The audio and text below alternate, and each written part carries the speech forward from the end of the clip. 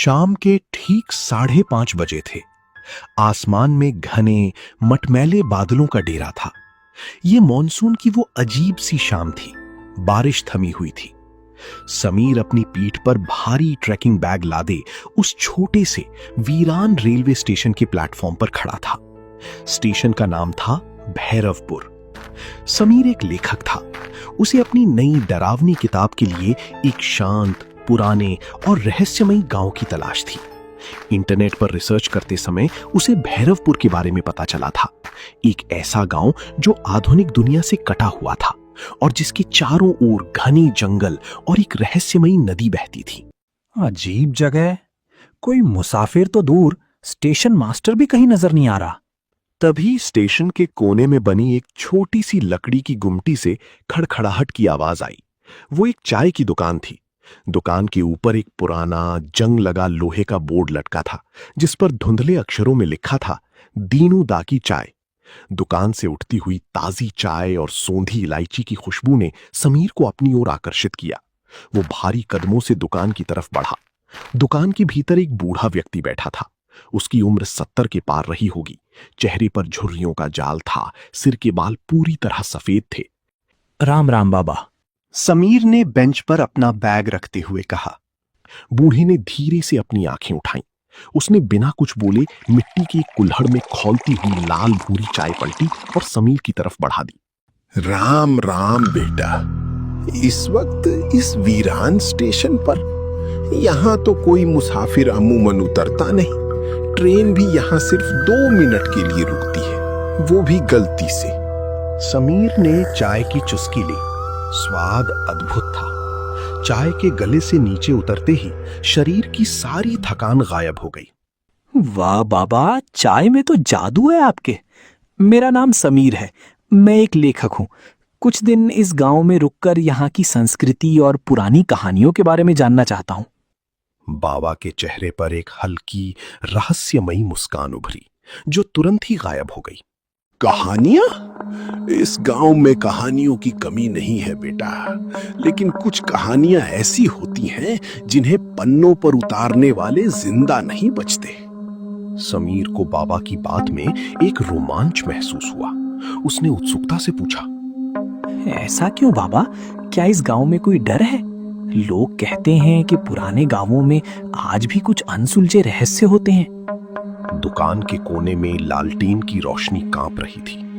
बाबा ने चूल्हे की आग को थोड़ा धीमा किया और बोले, ये भैरवपुर है।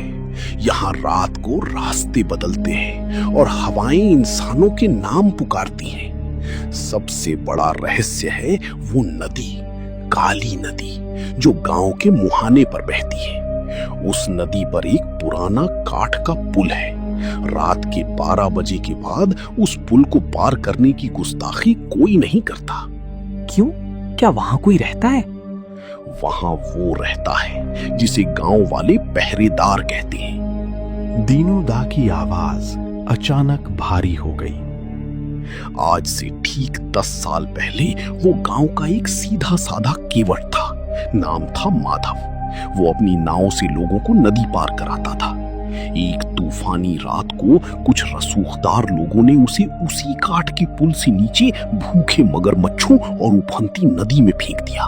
उसकी लाश कभी नहीं मिली। लेकिन उसके बाद से बाबा रुक गए। उन्होंने बाहर पसरे घने अंधेरे की तरफ देखा, जहां अब हल्की बूंदाबांदी शुरू हो चुकी थी। उसके बाद से क्या हुआ बाबा? समीर की धड़कनें तेज हो गई थी। उसके बाद से जो कोई भी रात के सन्नाटे में उस पुल से गुजरता है, उसे एक अजीब सी आवाज सुनाई देती है, जैसे पानी में कोई चप्पू चला रहा हो। और फिर वो पहरेदार सामने आता है। वो आपसे एक सवाल पूछता है। अगर जवाब सही हुआ तो आप बच जाते हैं। अगर गलत हुआ तो आप उसी नदी का हिस्सा बन जाते हैं। समीर हंस पड़ा। बाबा, ये तो लोक कथा जैसी लगती है। आज के वैज्ञानिक युग में भूत प्रेत पर विश्वास करना थोड़ा मुश्किल है। दीनू दा ने समीर की तरफ देखा। उनकी आंखों में कोई गुस्सा नहीं था, बल्कि एक अजीब सी हमदर्दी थी।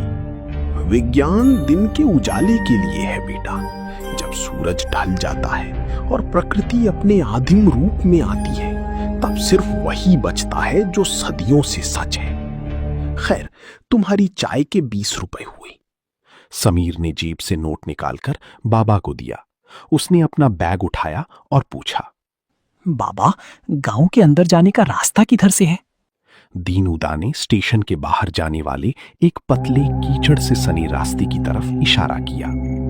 सीधे चले जाना, आधा किलोमीटर बाद वही काठ का पुल आएगा।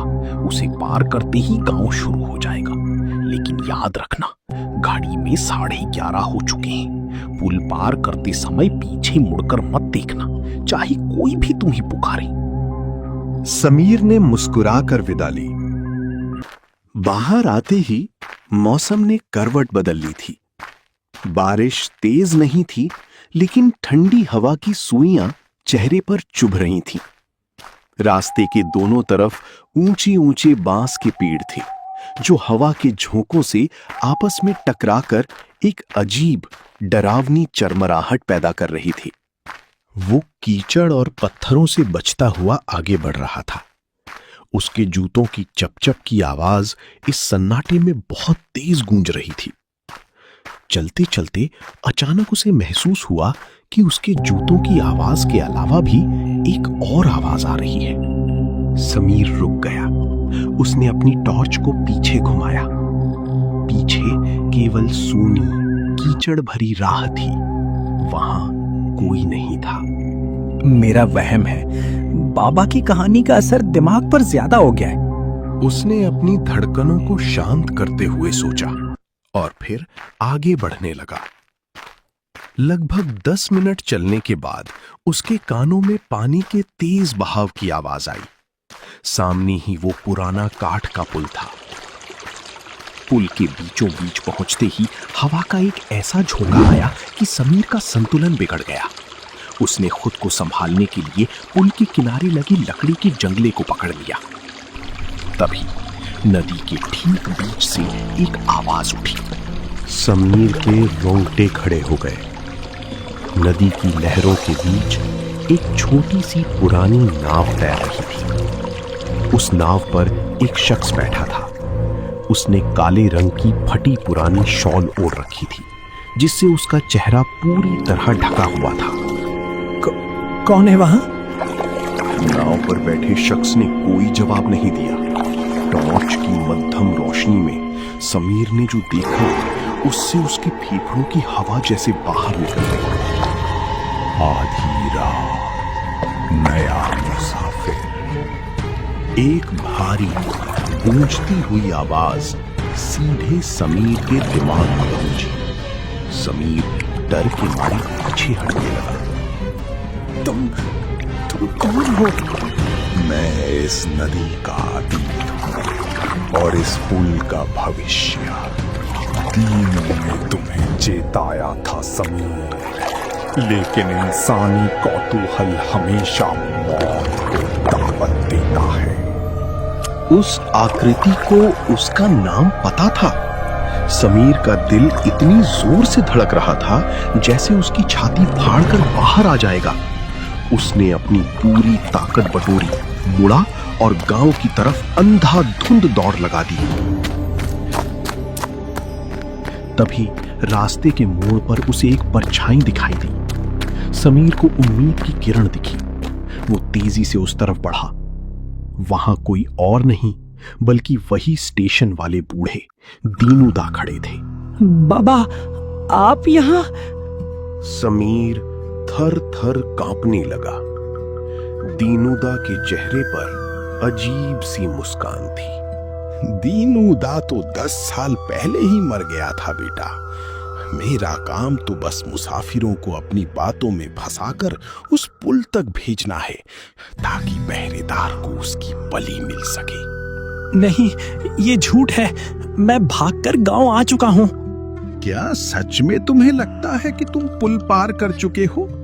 तुमने कभी पुल पार ही नहीं किया समीर। तुम्हारा शरीर वहीं जमा हुआ है और तुम्हारी आत्मा इस भ्रम में भटक रही है। देखो, पहरेदार तुम्हारे सामने खड़ा है। अचानक पूरा गांव, वे मिट्टी के घर और रास्ते धुएं की तरह उड़ गए।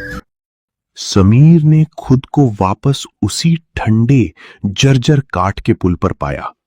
हवा तेज चल रही थी और उसके ठीक सामने वही काले शॉल वाली आकृति खड़ी थी, नदी का पहरेदार माधव। तुम्हारा समय समाप्त हुआ समीर।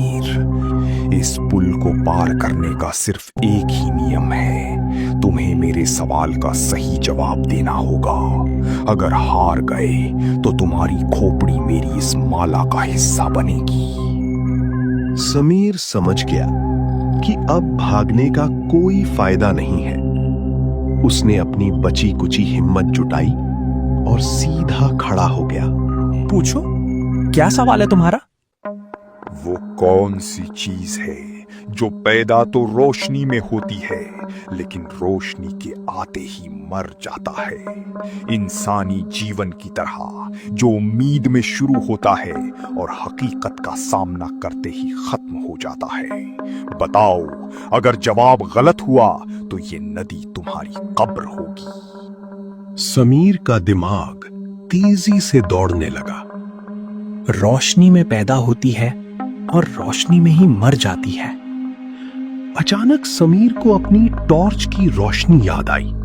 उसने ध्यान से देखा कि जब टॉर्च की रोशनी लकड़ी पर पड़ती है तो क्या बनता है। समीर के चेहरे पर एक फीकी मुस्कान आ गई। उसने माधव की जलती हुई आंखों में देखा और कहा, इसका जवाब है परछाई।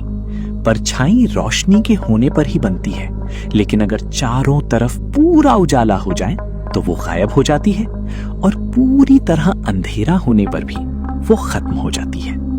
समीर का जवाब सुनकर वो आकृति माधव कुछ पल के लिए बिल्कुल शांत हो गई।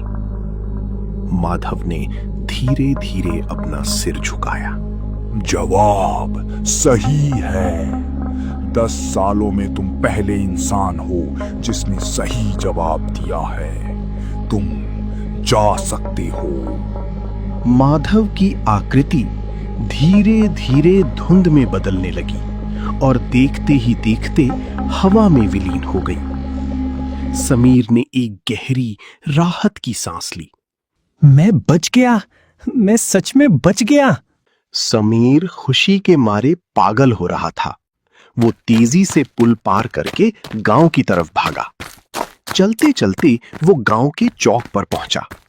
वहां एक छोटा सा चबूतरा था जहां कुछ बुजुर्ग लोग आग ताप रहे थे। समीर हांफता हुआ उनके पास पहुंचा। सुनिए सुनिए बाबा लोग, मैं स्टेशन से आ रहा हूं। उस पुल पर माधव था, मैंने उसे हरा दिया। समीर ने उत्तेजना में कहा। उन बुजुर्गों ने धीरे से सिर उठाकर समीर की तरफ देखा।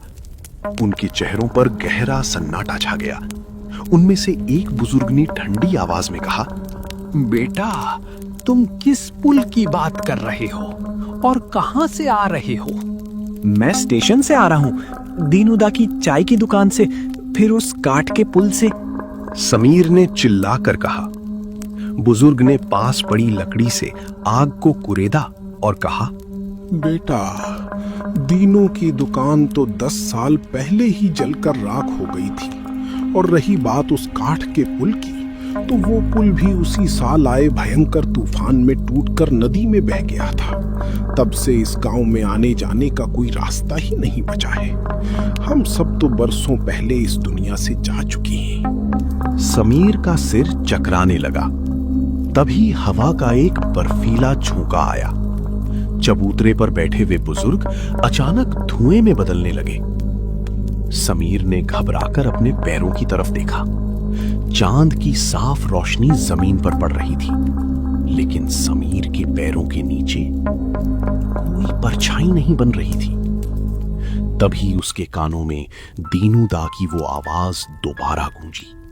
कुछ कहानियां ऐसी होती हैं जिन्हें पन्नों पर उतारने वाले जिंदा नहीं बचते। समीर को आखिरकार सब कुछ समझ आ गया। उसने माधव के सवाल का सही जवाब तो दे दिया था, लेकिन वो ये भूल गया था कि माधव ने क्या कहा था। मैं इस पुल का भविष्य हूं। समीर कभी पुल पार कर ही नहीं पाया था। जब वो पहली बार हवा के झोंके से असंतुलित हुआ था, तभी वो नीचे उफनती काली नदी में गिर गया था। उसकी मौत उसी वक्त रात के 11:58 बजे हो चुकी थी। ये पूरी यात्रा, स्टेशन, चाय और खुद माधव से बात करना, सब कुछ उसकी मरती हुई आत्मा का एक आखिरी भ्रम था। अब वो भी भैरवपुर के उस अंतहीन अनसुलझे रहस्य का एक हिस्सा बन चुका था।